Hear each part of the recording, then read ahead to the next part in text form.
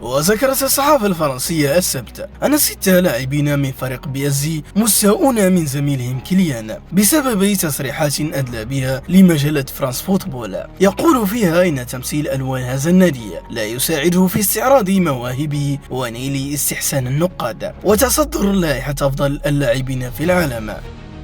يقترب باريس سان جيرمان من ضم بديل لمبابي الذي يسعى للخروج من النادي بعد اقتراب عقده من الانتهاء بحلول نهاية الموسم القادم، بل ليس الموسم القادم بل هذا الصيف. وأعلن باريس سان جيرمان من التعاقد مع المدرب الإسباني لويس إنريكي حتى عام 2025 خلفا لكريستوف غالتيه. وفقا لصحيفة آس الإسبانية، يتفاوض نادي العاصمة الفرنسية مع البرتغالي الشاب جواو فيليكس بعد رغبة مبابي في الرحيل لريال مدريد. فيليكس لا يفضل العودة لأتلتيكو مدريد، خاصة بعد سحب رقم 7 منه ومنحه لجريزمان مرة أخرى، في حين يريد باريس سان جيرمان سد الفجوة في حال رحيل مبابي. وأيضا أزمة نيمار الغير واضحة. البرتغالي لديه عقد مع النادي الإسباني حتى عام 2027 وقد يتقدم بعرض حوالي 100 مليون يورو من أجل المهاجم.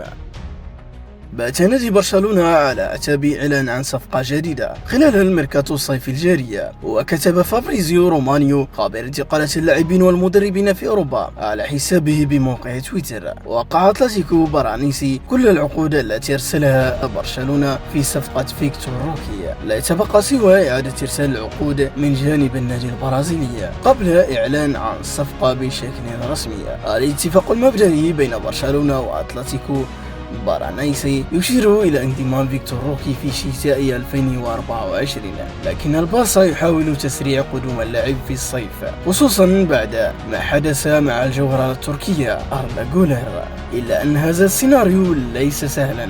وقال رومانيو: تؤكد جميع الأطراف أن القيمة الإجمالية للصفقة ستكون أعلى من 45 مليون يورو، رسوم ثابتة ومتغيرات. أثناء مؤتمر صحفي لتقديم أردا جولر لاعب منتخب تركيا مع ريال مدريد بعد صفقة شغلت العالم في الأيام القليلة الماضية، لاحظ الجميع بكاء والدة اللاعب بشدة. في هذه الأثناء تتذكر الوالدة قصة حياتها مع ابنها والكم الهائل من الصعوبات التي واجهتها العائلة من أجل تكوين لاعب كرة قدم يحقق حلمه وحلم أسرته بالانضمام إلى أكبر نادي في العالم. وهي تدرك جيدا أن انضمام نجلها إلى فريق المدريدي سيغير شكل حياة العائلة للأبد، لذلك بكت بكاء الفرح والفخر بها. تدرس المملكة العربية السعودية قرارا تاريخيا جديدا بعد صفقات الرباعي الكبير الهلال والنصر والاتحاد والأهلي استعدادا للموسم الرياضي القادم 2023-2024. 75% من أسهم هذا الرباعي تحولت إلى صندوق الاستثمار السعودي كخطوة أولى نحو خصخصة الأندية، وسط العديد من الصفقات العالمية الضخمة التي تم حسمها رسميا.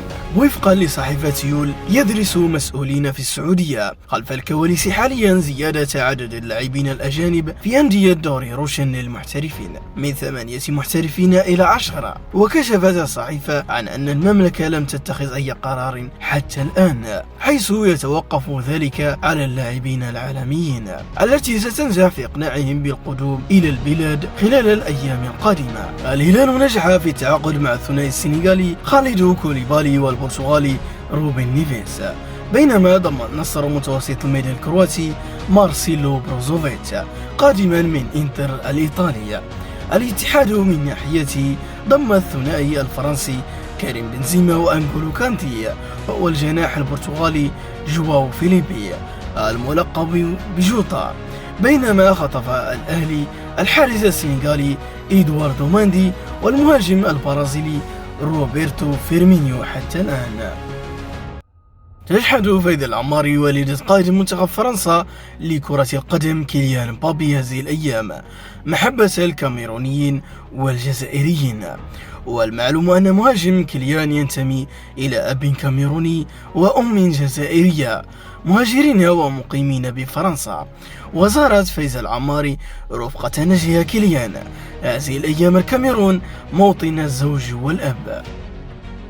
وراحت فايزة العماري عبر عدة محطات إعلامية خلال هذه الزيارة تبدي فخرها بكون ابنها كيليان لا يتنكر لجذوره الكاميرونية والجزائرية، فيما بدا مقربون منها يروجون باحتشام جز النبض لزيارة لها محتملة لاحقا إلى الجزائر.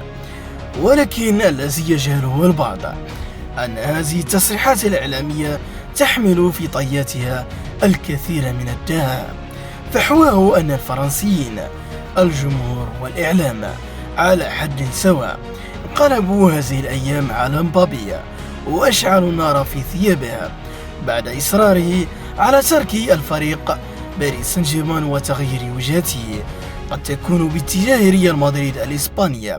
وتعلم فايزة العماري أن ابنها كيليان فوق كف عفريت، لذلك راحت تستغيث بالكاميرونيين والجزائريين.